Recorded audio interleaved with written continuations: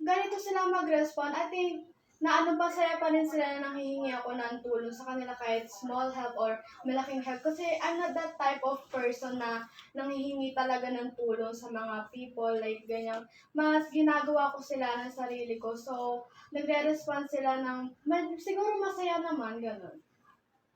If I tell my problem to my parents, they always genuinely helping me without hesitation.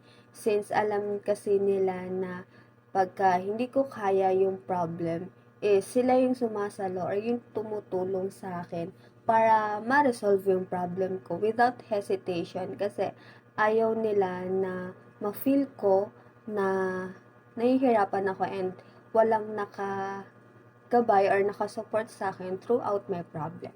Sa ngayon kasi hindi na ako humihingi galang ng tulong sa parents ko. More on sa mga kapatid ko na kasi alam ko na yung lagi, si mama kasi nagtitinda yun sa sa school. So alam ko yung parang pagod din niya. Kaya pagod lagi yun kaya hindi na talaga ako yung pa na hihingi ng tulong. Pero nung bata ako, minsan lang kasi ako magkasakit. Parang minsan lang. Kaya kapag nagkakasakit talaga ako like alagang-alaga na dito, papagamot agad sa ospital, gano'n, bilhan agad ng gamot.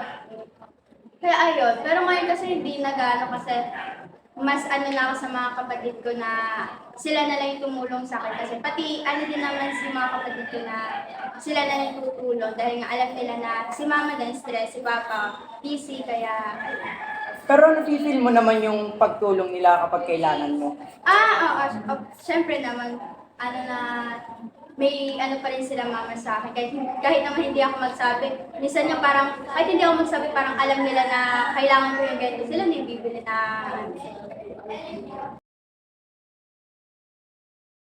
As a grown-up, nararamdaman ko yung pagmamahal ng magulang ko. Bilang malayo ako kasi sa kanila kasi dito ako nagtatrabaho. Sa Santo Tomas, sila ay nasa Quezon. Every morning, di ba alam naman natin yung matatanda, iba na yung mga body clock nila, maaga sila gumigising kumpara sa atin, kumpara sa mga bata, sa mga teenager, mas maaga na silang nagigising. Paggising ko sa umaga, makakabasa na ako ng message galing sa nanay ko na gising ka na, nakaligo ka na ba? Nararamdaman ko yung way ng pagmamahal nila bilang pagsuporta nila dun din sa trabaho ko and the way na paggising nila, naaalala nila ako, iniisip nila na nandito ako. And every time na umuwi ako sa bahay namin, pinagluluto nila ako ng mga paborito kong ulam, like batchoy, and ano pa ba yung mga paborito ko? Basta iniluluto nila yon, tapos tatanungin nila ako kung anong mga gusto kong kainin, mga ganun. Then, kahit matanda na ako, nandyan pa rin yung mga magulang ko sa akin na nagmamahal kasi lahat ng problema ko, handa silang tumulong sa akin. Tapos lalo na sa financial, magsasabi lang ako sa kanila kung anong problema.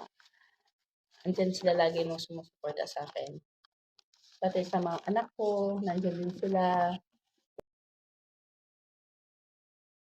So, actually, nung bata ako, hindi talaga kami nagse-celebrate ng any achievements namin or ko, mapa small or big achievements pa man yan. But, if we're going to talk about my high school days, yan, dyan talaga kami nakakapag-celebrate. Since, din lang ako nagkakaroon ng achievements. So, sineselebrate namin yan in a way na nagkakaroon kami ng small salo-salo and all. Or sometimes, ina-ask ako ng mother ko kung anong gusto kong gift or reward dun sa achievement na nakuha ko. And minsan naman, pinagrant nila yung wish ko or yung dream ko na things or kung anong paman. So, in that way, yun yung nagiging give back sa akin ng parents ko dun sa mga achievements na na-receive ko. Kuya, kung Sunday, nasimba kami. Tapos, pagkatapos, napunta kaming Jollibee. Tapos, yan, happy na po kami. Ano kinakain niyo sa Jollibee?